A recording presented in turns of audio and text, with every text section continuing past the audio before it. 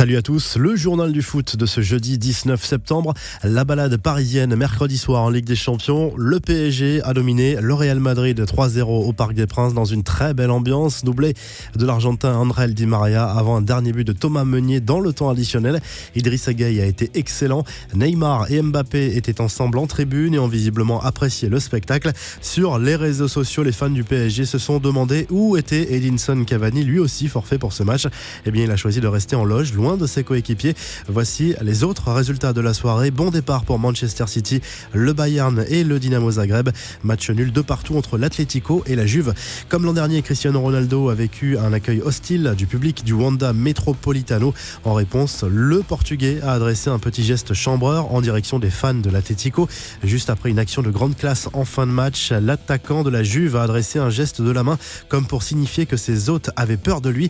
À l'issue de la rencontre, il a brièvement expliqué sa réaction. Apprenez, vous devez apprendre à lâcher CR7 avec un sourire un brin moqueur. Même s'il n'a pas brillé mercredi soir au Parc des Princes, Karim Benzema s'est offert un nouveau record. Déjà meilleur buteur français en Ligue des Champions, le buteur merengue est devenu le joueur tricolore le plus capé dans la compétition avec 113 matchs à son actif. Benzema a devancé un certain Thierry Henry. Quelques infos en bref et en images. Après la Ligue des Champions, place à la Ligue Europa ce jeudi soir. 2 clubs français engagés. Rennes reçoit le Celtic Glasgow à 18h55 au Roazhon Park. À voir en clair sur RMC Story notamment. Saint-Etienne se déplace sur le terrain de la Gantoise à 21h. C'est sur RMC Sport 1. La blague de Thomas Tuchel mercredi soir après la victoire du PSG contre le Real. En conférence de presse, le coach allemand a pris la parole avant même la première question. J'ai la première réponse sans question. Si quelqu'un me demande si on va gagner la Ligue des Champions, c'est fini. Je pars, je sors dans la seconde, a lâché Tuchel avec un grand sourire.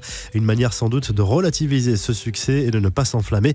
La Coupe de la Ligue au placard. La Ligue de football professionnel a voté mercredi la suppression de la compétition à partir de la saison prochaine.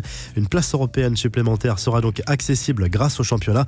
Andy Robertson coupe les ponts avec les réseaux sociaux. Le joueur de Liverpool a reçu une flopée d'insultes de la part des fans des Reds après sa faute dans la surface qui a permis à Naples d'obtenir un penalty mardi soir en Ligue des Champions.